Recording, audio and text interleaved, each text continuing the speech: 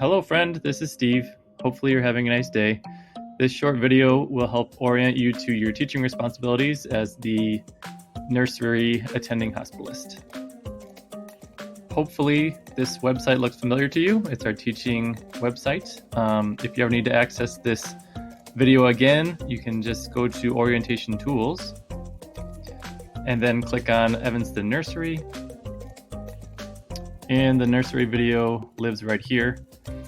Additionally, hopefully you saw this already, but there's a nursery handout that goes into more of the nuts and bolts on how to get your work done during the day. There's also a link to the learner calendar, which will tell you who will be on service with you. And then lastly, the nursery tools has some cool links that we'll go over later. When working in the nursery, sometimes you'll work by yourself. Sometimes you'll have a family medicine intern who works with you. And if you're really lucky, you'll also have a pediatric senior resident who will be on elective. As far as the daily schedule goes, most of us arrive between 7 and 8 o'clock to pre-round on babies and start our notes. Family medicine interns are expected to see 5 babies and they focus on public aid babies. Peds residents can see up to 8 babies and they focus first on seeing discharges. We shoot to start rounds around 9 a.m.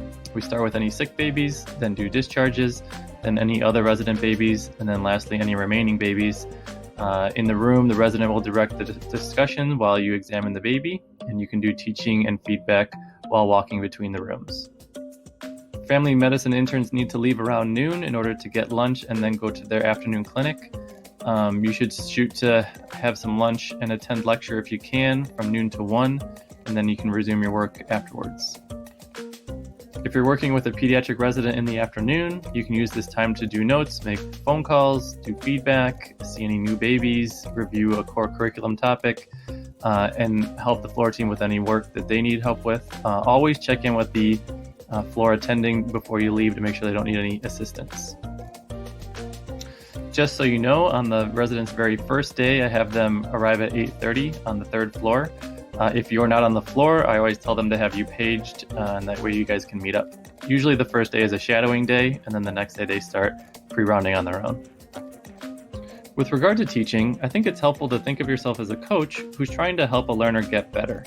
Don't focus on perfection. Instead, take each learner as an individual and see what are they good at and where could they improve. Then give them specific things each day to work on so you can see improvement during the time that you're together. Feedback is your key to seeing improvement. Ask the learner each day what are the things that they would like to work on and receive feedback on. Then try to give them feedback after each patient interaction on these things. At the end of the rotation, you will fill out an evaluation for each resident you work with. Here is a list of the things that you will need to evaluate the resident on. These are also great topics to provide feedback to the resident throughout the time you're together. Educational opportunities for the residents on nursery rotation include Tuesday morning grand rounds from 8 to 9 a.m., Thursday morning perinatal conference from 8 to 9 a.m., afternoon lecture broadcast from University of Chicago from 12 to 1 p.m. Additionally, they should spend one morning with lactation and go to lactation class, and one morning with perinatal social work. You can help them set this up.